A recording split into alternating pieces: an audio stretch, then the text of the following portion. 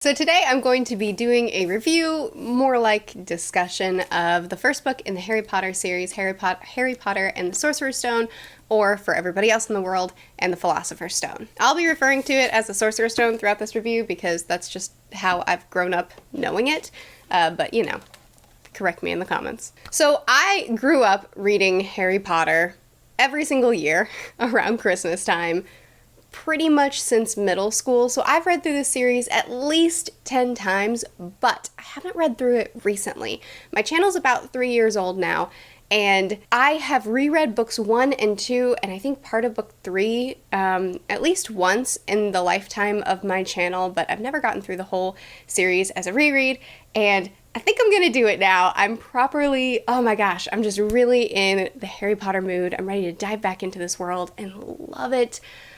This reread has been the best. I do plan, as I read through the series, I have a ton of videos planned. I'm gonna keep my content the same, but I also really just want my channel to have a side tangent where I go off about Harry Potter because I'm really enjoying this. So for this book in particular, I am going to have this discussion, spoiler filled, and then I also have another video plan where I'm going to kind of nitpick, talk about the inconsistencies and just kind of funny things that don't quite fit just right. So if you enjoyed my Harry Potter plot holes video that I did about a year ago, you'll probably like that video as well. And then I also have another video planned for something that I realized for the first time in this reread, and that's that Harry Potter didn't even need to go after the Sorcerer's Stone for the book to work, but we'll see that video in a little while. But I want to start, I don't know how consistent I'm going to be with those other videos, but I wanted to start this off with my gush book review, just because this is my true feelings about the series. My true feelings are absolute love for this series, and the other kind of inconsistency, things that don't quite fit sort of videos that I want to make, that's really all just in good fun because it's such a fun series to dissect. But my true feelings, I want to be the first video that I put out, and that's my love for the series. So I already mentioned it, but spoiler filled. Here we go. So one thing that really jumped out at me on this reread is how much J.K. Rowling put into building this world. It's really funny because book 1 is practically entirely world building. I mean, we don't even get into the first magical element of this world, Diagon Alley, until 70 pages into the first book. And then we don't get to Hogwarts until about 100 pages into the first book. The first 100 pages are just kind of setting us up, at least definitely the first 70 pages are just kind of setting us up for Harry's life. We spend so much time focused on what Harry's life looked like before we got here. We see Harry's trauma in his past. We see how the Dursleys have raised him and treated him. We see how Harry is entirely isolated, not only in his own family, but he doesn't even have any friends because Dudley has bullied him and is such a bully that he's convinced everybody around them that they're not allowed to like Harry either. And anybody that has been a victim of bullying knows exactly what that feels like when you know people don't like you just so that the bully doesn't pick on them too. J.K. Rowling, that's one thing that she does so well. I'm already off on a tangent. That's one thing that J.K. Rowling does so well, is she really describes what kids go through so well. So many people have been able to relate to this series because a lot of us know what it's like to be singled out by someone and tormented by someone. A lot of people know what it's like to be orphaned, to be alone, to have an abusive family, household, and she encompasses it. She encompasses these really dark themes without going too deep, and yet at the same time making us relate in a really deep way. But moving forward, what I was talking about was the world building. J.K. Rowling just takes her time with this book, and the entire book is almost entirely focused on building up an atmosphere. She builds up an atmosphere for Harry and his family life. Then for Diagon Alley, we spend a lot of time there. And then in Hogwarts, most of our time in Hogwarts is day-to-day life, going to class, hanging out with friends, building up friendships. And there's this little side stuff that happens here and there. Hagrid got a dragon, and that leads us to this, which leads us to this, which leads us to this. And it's almost like a connect the dots thing where the plot really isn't super magnificent in this book. It feels sort of like checkpoints that the characters, that are designed specifically for the characters to get from point A to point B. And nothing really is happening in the book unless it's leading them to the next checkpoint that's designed specifically for them. But all these things only come up here and there, every once in a while. They're not really the focus of the story. We don't even meet Valdi until the very last chapter. We don't even get to the trapdoor and all the obstacles until the second to last chapter. The entire book is just them hanging out and going to class and discovering this world and discovering magic, and we're doing it with them. And no wonder this world is so integrated in us. If you've grown up with Harry Potter, even if you haven't, my husband was 25 when he first read the series, and he's in love with it too, and he feels like it's a part of his life too. If you've fallen in love with the series, then no wonder it's so much different than other series that we read, where it's a part of who you are in how you converse with people. When you meet someone, you ask them what Hogwarts house they are. I mean, not everybody does that, but a lot of people do that. And it's a totally normal question. Nobody questions it when you do that. It all feels so real. Entering back into this world, it feels like I've been there before. It feels like I grew up there, which is just really different from other books. And I think it's because J.K. Rowling spent book one bringing us to the world and making it so real for us.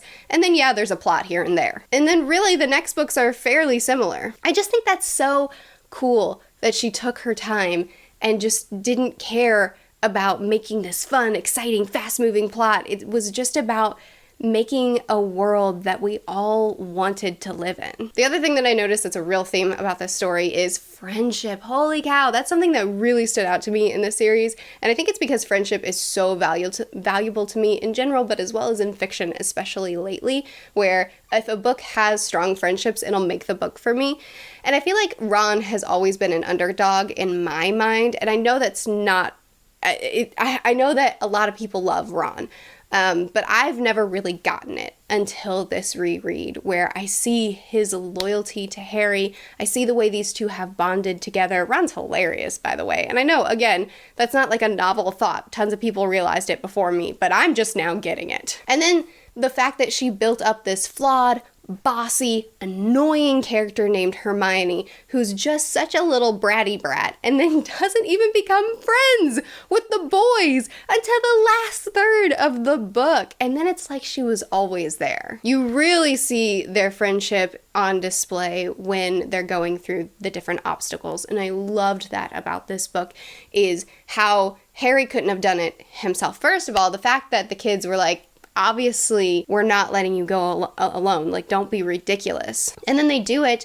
They needed Hermione in Devil's Snare. They needed Harry for the keys. They needed Ron for the chess set. They needed Hermione for the potions. And then, of course, Harry, we need him for the end love burns your face off scene. But I loved that in this whole thing, the amount of devotion that they show each other, that Ron sacrifices himself on the chessboard, they bicker a little bit at the Devil's Snare, all these little things, like they care so strongly for each other, and they're truly giving themselves wholly for this thing that they believe in so much.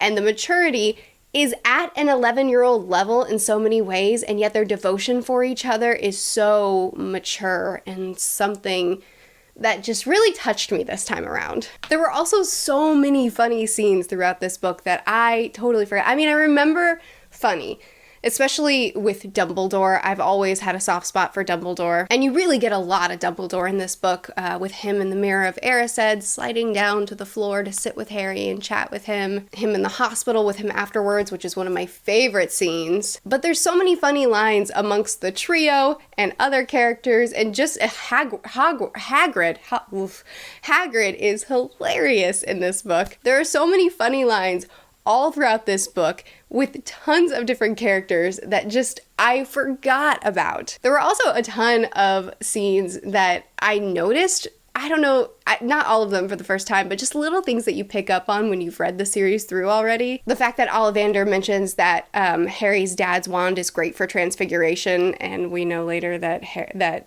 James was able to be an animagus, which is extremely difficult to do. Maybe his wand helped him out with that. The fact that Snape on the first day quizzes them on a bunch of different things, and on like 3 different things, and one of the things that he's quizzing them on and drilling them on before they've even had a chance to learn anything is about the Bezoar, or however you pronounce that word, which comes into play in book 5. Little things like the fact that Hagrid chose Harry's animal based off of his own preference. I love that scene. Didn't ask Harry what he wanted. He said, I'll buy you an animal, and also it's gonna be this because it's the one I want. And then a bunch of other little things that don't quite make sense, which will be my next Harry Potter video coming up. Another thing that I hate, it's not an inconsistency or something wrong with the book, I just don't like it. I want to love Quidditch so bad. It's such a cool sport, in theory. But one thing that I just don't like, and I haven't liked for a really long time, is the rules of the snitch. The snitch is cool that it ends the game. I dig that. But why does it also award 150 points? I hate that rule because it seems like at least 50% of the time, if not a lot more, the Snape being caught at the end of the game shifts who wins it. And it almost negates the rest of the game and the rest of the players. Because so often throughout this series, the game is going on and you're getting all this action and you're loving watching it and you're seeing people rack up points and there's fouls being made and people are falling off of their brooms and people are getting really injured, which, you know, Hogwarts is the safest place on earth, which there's a video coming about that too, because I disagree. But there's so many great scenes in a Quidditch match, and it would be so fun to watch, but it is so annoying every time the snitch is caught and then the entire game is negated, is pointless, is moot, because all those points didn't matter. And book 1 is the perfect example of that. Harry catches the snitch in his mouth, and that makes them win the game. If the snitch were just the ender of the game, I think it would be so much cooler, because then there's a lot more strategy to it. Not only do you have to find this little thing that's fluttering about and then try to race the other seeker to get it, but also you have to be smart about it. You have to pay attention to how the game is going, because winning the snitch isn't just going to give you 150 points and then probably get you in the lead. No, getting the snitch could make you lose the game if you're not paying close enough attention. You have to pay attention to the scoreboards. You have to pay attention to who's in the lead as well as finding the snitch. And then if you catch it, hopefully you're in the lead. You better be paying attention. And how many cool scenes could there have been of somebody catching the snitch because they think they're in the lead, but then last second somebody scores a goal, or because they weren't paying close enough attention. It just adds another layer to the story, as opposed to just being like this ridiculous win-all that it is. In book 1, in the first Quidditch match, when Harry's almost bucked off of his broom and then he nearly swallows the snitch, their opponents were in the lead, and then Harry caught the snitch and they won by 110 points. That's a bit of a rant. And a really unnecessary one, especially since this is supposed to be a book gush.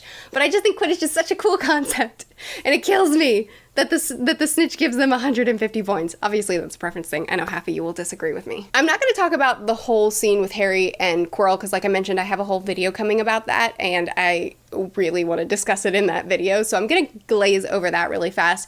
And I'm just going to mention that reading the final scene, so I already mentioned that the hospital scene with Harry and Dumbledore is one of my favorite scenes in the books. Reading the final scene at the feast elicited an unexpected response from me this time. So we all know that Dumbledore's a bit of a butt at the end of the book, where he dresses up the Great Hall in Slytherin colors, knowing full well he's going to give Gryffindor a ton of points. In fact, the exact number of points that they need in order to beat out Slytherin, because he wants to. Not to say these kids don't deserve the points, but also, you were very strategic about the number of points you gave there, Dumbles. But I've kind of always laughed off that scene because, one, this is pretty much the only book where house points really matter. Like, it's really dramatic when you lose points in this book, and it's a big deal when you get some as well. Everybody's looking at the points, everybody cares, people stop talking to Harry when he loses a bunch, when he's caught outside after hours, or caught out of his dorm after midnight. And then this big thing where Dumbledore's like, here's all the points you need because I want Gryffindor to win. Like, all this is a big deal in book 1, and then it's not really that big of a deal after that. I mean, it's mentioned, but it doesn't really matter as much as book 1. And then the fact that, you know, it goes down the way it goes down, I just kind of always laugh that chapter off. But for whatever reason, this time when Dumbledore was passing out the points, I just really paid attention to what he was saying about each of them. And I guess because friendship was so in the forefront of my mind in this read through and really touched me how much these kids cared about each other and were devoted to each other. And then Dumbledore, what he says about them and how he awards the points, I actually not just got choked up, but real tears came upon my cheeks. And I just wasn't expecting that to happen. This has been actually my favorite book my entire life. From my very first read through, book 1 has always been my favorite, and I think it's because book 1 is where we discover the world that we all love so much. We discover it with Harry, and I just love the attention and time she puts into discovering this world. I love just living life with them. The plot gets a lot more important in later books, and in book 1, it's not really a big deal until the end, and it's mostly just about hanging out with the students at school. And while any other book, I wouldn't like that, in this series, I love it so much, and maybe that's partially nostalgia, who knows, but this has always been my favorite book growing up. And now, I'm really curious to see if this will remain my favorite book, or if another of the books will stand out to me in this reread, since I am reading a little bit more critically, and I don't know, just seeing it from an adult's perspective, which for what I feel like is the first time. I really hope that you guys enjoy me delving back into this world, making a bunch of videos about this. I really hope you guys like it because I really want to focus on this series a little bit. Like I said, my content will stay the same, but I also want to be putting out content about this world that most of us share. Anyway, I would love to know in the comments if you had the Sorcerer's Stone, and you could only use it for one of its 2 purposes, which purpose would you choose? To turn any kind of metal into gold, or to drink it and be able to live as long as you darn well please? Would you choose more money or more life? There'll also be a poll there in case you just want to do a poll and not comment, and I'll read the results of the poll in my review for the next book. I post videos every Sunday, Tuesday, Thursday, and Saturday, and then also I post my reviews on my off days. I'll see you guys again soon. Bye.